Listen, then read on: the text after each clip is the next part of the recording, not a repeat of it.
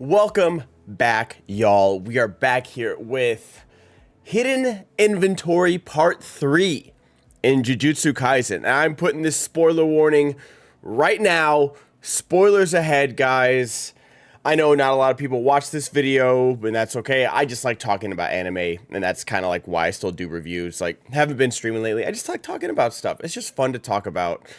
And if you like it, thank you so much for watching any and all of these. It really means a lot. But man, okay, so we're gonna spoil it. I'm not gonna go in chronology. Actually, I just want to talk about like the fact that everything on every social media has been warning me about this season. Everyone, and I don't want to, there's no spoilers of what I'm gonna say like for future episodes or anything, but everyone's just like, oh, Shibuya arc is coming up. It's insane. Anime onlys are not ready for it. You guys aren't ready for this. I remember I had a coworker at my last job, like, kind of give me some spoilers about stuff that I won't mention here, but basically kind of the same thing of, like, buckle the F up. And I kept that in mind. Like, that's always, like, been there because, like, you know, your algorithm for all of your social media has, like, become a thing. And so, like, I get manga panels. I get, you know, like TikToks, and I've said this before, where like they just don't care about spoilers at all and they'll just go into things. So like I've got like some mild spoilers. Sorry, I'm still sick, y'all. That like some I've forgotten, some like are deeply rooted in my head that I can't get out, and I wish I didn't. But everyone knew that, like, you know, like I remember reading like, oh, like Toji, this is the guy that's gonna beat up Gojo, and I was like, no. Beat up, maybe he's like pushed to his limit or something. Wait, what is that? Okay, whatever. Sorry about that.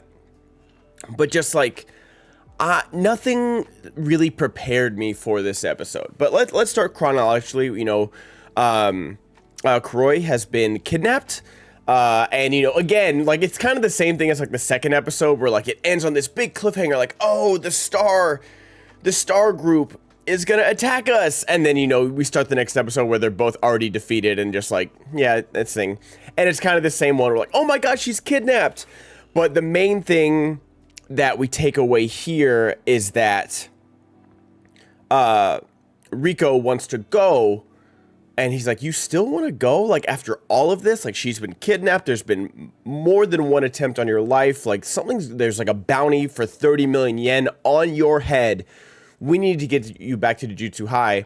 She's like, well, what if I never see her again? Like, you start to see kind of the cracks when, like, in the first episode, she's like, ha, Tengen will be me and I will be Tengen. Do as I say. All, you know, like, brash and bravado. And, like, in this episode, we really see the kid come out on her. Like, we forget, like she's a middle schooler. Literally, like, how old was I in 8th grade? Like, 12? Maybe? Yeah, maybe 12, 11, 12. Like, she is a child, and she is surrendering her life to become assimilated with this cursed sorcerer that keeps in line. I don't know the mythology around Tengen. But just like, it's slowly starting to hit her, and it's hitting us as the audience. And we'll get into that more later, unfortunately. Oh my god, I wasn't ready for this episode at all. But she's like, I want to go just in case I don't see her again. And then we flash to the beach, and it's over. She got rescued. She's fine. Everything's good. I do love her maid swimsuit. I'm like, wait, she has a bathing suit, but it's still like as a maid? That's all right. Okay, just in case we didn't know who she was.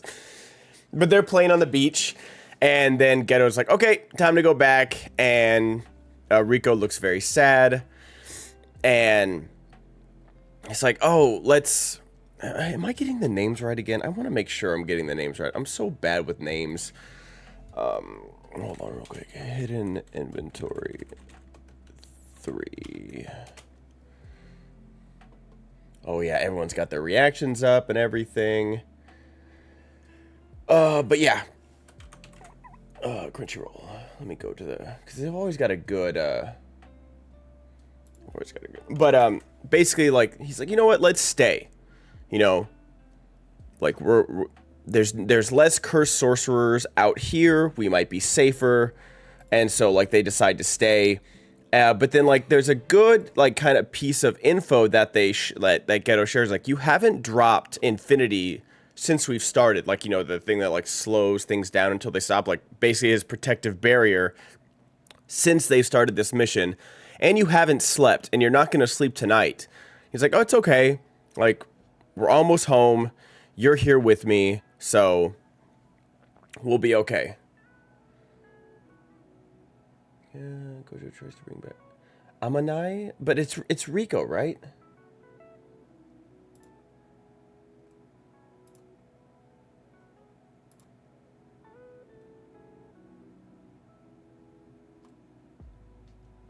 God, people refuse to say her name, and yes, Rico. Okay, cool. I had to Google it. I'm stupid. Sorry, brain is still sick. But we flash, and they're like, and it's another thing, and it's done so perfectly. This is done so well, where it's like, oh my God, no, just get back to the safety of Jujutsu High.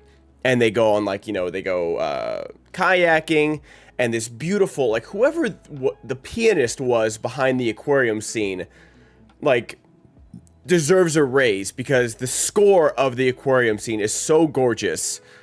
And it's just like, and she's in this little white dress, and you see, like, again, like, just, she is a kid. She is a little baby girl that is going to, like, end her life to be, like, for the greater good, apparently. That's what we're told. Because, like, in the first episode, like, oh, if Tengen doesn't assimilate and, like, for another 500 years, like, a lot of cursed energy will be released, like, things will go crazy. And so she's doing, like, this, like, thing for the greater good, but you can see, like, that is eating away at her. And she's, like, you know, really enjoying her last moments. And then we just flash, we're like, oh, we're back in Tokyo, we're okay. And you're like, oh, okay. Like, you know, like, maybe they, you know, like, Geto, like, used his cursed spear to watch them on the plane, like something was gonna happen in transit. I don't know, like, you weren't, like, you were very wary because of, you know, how many times they've been jumped so far. But everything's okay, they're back at Jujutsu High, and boom! Gojo gets stabbed in the back by Toji, and you flash back, and he's like, I wanted to see this kid from the Gojo clan that has, like, was born with the infinity and with the 6 eyes, and then he says, like, and, you know, he's standing behind him as he's walking away as, like, a little kid. And Gojo turns around and looks at him. And he's like, no one's ever felt me, like, behind them before. No one's ever noticed me. Like, that's, like, his skills, being sneaky. And so he knew just from that one interaction that I can't sneak up on this guy unless I wear him down. And so he wore him all the way down to where, like, right when they got back behind Jujutsu's barriers, he's like, okay, I can drop infinity and I can, you know, relax. And I haven't slept for 3 days. Boom, stabbed in the back. Geto throws a curse at him. Seems like Gojo's fine. He says, like, I reinforced my curse energy. It was like a needle going through, like, a ball of yarn or something like that. And Geto takes Rico and Amanai, oh no, not Rico and Kuroi, off to go assimilate, and Gojo fights Toji. I'm not gonna lie, it was very jarring to see Toji kind of put that work in on our boy Gojo, because Gojo's never, as far as we have seen, he's never, like, tried. Even in, you know, he beat the crap out of Jogo without even breaking a sweat, so much so that he left to go get Itadori and was just like, hey, you know, come watch me beat the crap out of this guy, and I'll show you. Like, he's gonna use domain, he's gonna use domain expansion, but watch how I break the domain expansion. Like, this is a good lesson for you. Like, that's how comfortable he was against Jogo. And then in Zero, when he's fighting Miguel, like, yeah, like, his cursed stuff was being interrupted by his lasso or, like, his whip or whatever Miguel had. But he was piecing him up, like, giving him open palm slaps, like, combo, 1-2, A-B, uppercut, fatalities. And then, you know, like, single-handedly, like, destroying that, like, special grade over there. It was crazy. So even in that moment, we're like, he's working. Gojo was working in Zero. He wasn't breaking a sweat, though. this time, like, he didn't know what to do against Toji. He was completely thrown off. He was tired. He was like, really shaken after, he got stabbed in the back. Probably no one's ever snuck up on Gojo either. So it was like a really rare thing, and it really shook him in this fight. And like Toji, he said, like, he doesn't have any cursed energy, but he's got a heavenly pact to be like superhuman strength. He's like bouncing around like Tarzan on trees. He's got these crazy cursed tools that he's using. He's got a curse around his neck, and he he hits him once, blows him back, but then like Toji disappears. He's bouncing all around again. Uses blue to sweep out all the cover so he can't sneak up on him. Toji, I don't know what technique Toji uses, like where he's getting the curses from, like the worm around his arm and then all the flies that come in. And he's got infinity, but Toji sneaks up on him while he's like, oh, maybe he's going after Rico. I gotta go. And then boom, he's behind him. And I guess like something about that cursed tool manages to break infinity, whether it's the cursed tool or him being tired and already stabbed, like probably a combination of all those things. He breaks infinity, stabs him in the throat, goes down, like freaking opens him like a letter opener. It's like just like it was a crazy combo, and Gojo's dead. And I know this is a prequel that doesn't like, and that's how well this show is doing, is that like we know that Gojo is somehow alive in Zero, which is like a later prequel, and season 1. So like Gojo's an adult there, he's like a high schooler here, but we don't know how. And also it makes that like they did such a good job of like making that death still pretty brutal and shocking, where you think like, oh, he's gonna stop it somehow with infinity or something, but nope. Done and done. It's over. Sorry. Haven't talked this much besides work.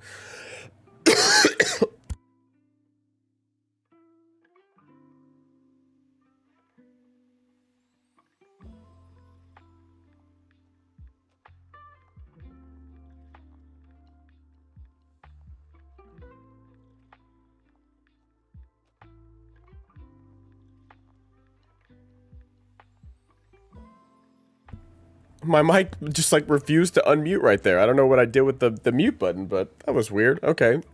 Sorry, no editing equipment, guys. That was embarrassing. But so that's one death that's like pretty shocking, but you're like, oh, it's a prequel, so he comes back. Like we know he comes back somehow. And then we go over to Geto and Rico and Kuroi, and they say goodbye. Kuroi and Rico say goodbye. It's very touching because like that's her only family.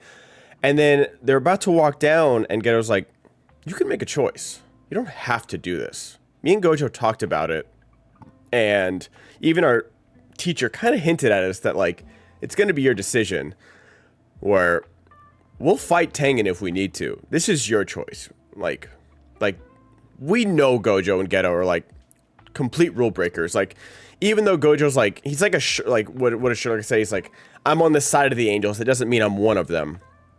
We're like, Gojo's like, maybe even in season 1, he's like, maybe I'll kill all the elders if they're gonna kill Itadori, because it makes no sense.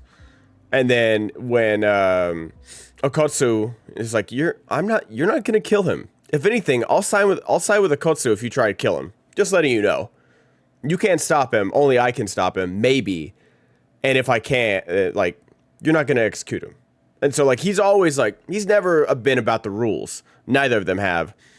And so, like, she says, and she makes this, and they start playing the closing song, and you're like, oh, maybe we'll get a happy ending, because we're all stupid, and we think the anime will ever give us happy endings.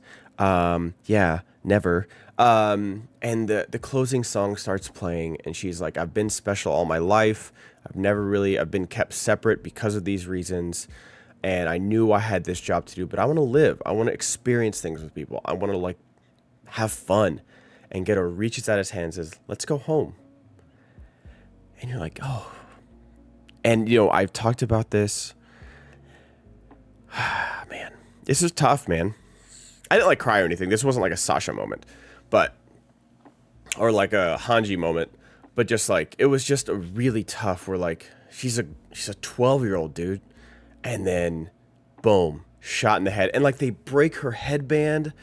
And it's just like, oh my God, I wasn't ready for that. Because, like, the Gojo death, again, shocking, brutal. How can our boy get beat? He's, like, you know, 1,000,000,000 on screen with us. And he just got pieced up. Like, he's, like, going against prime Mike Tyson over there. But it's a prequel. He's going to come back. So you're like, okay, this, no, like, what? No. Oh, yeah, by the way, we did see young Nanami and an unnamed sorcerer who is probably going to die because we don't see him in future things. I'm just saying. The Nanami's other first-year student, I don't know if he's making it out alive, guys. I could be wrong. I hope I'm wrong. I don't know. Man. Sorry, my throat's, like, closing up right now. But, like,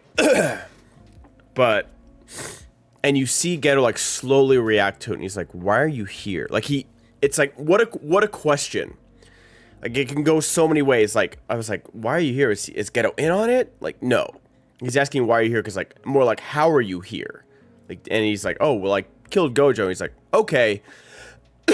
And the way they animate, just like, because, like, before, you've just seen curses appear with Geto. Like, you don't really see them, like, in Zero, you saw him come summon, like, that special grade with, like, the cyclone that he was building. But everything else, they just kind of appear. Like, you know, like I said, like, they're like a part of his body. But, like, you see, like, reality, like, rip behind him. And, like, his big dragon and this, like, person curse appears behind him. He's like, is that so? Die. I've never seen Geto this mad. You know, in season 1, he's all smiles because, you know, he's like, hey, Jogo, you're not going to beat him, but, you know, have fun trying. Oh, you guys should have more fun being curses. Like, here's our plan.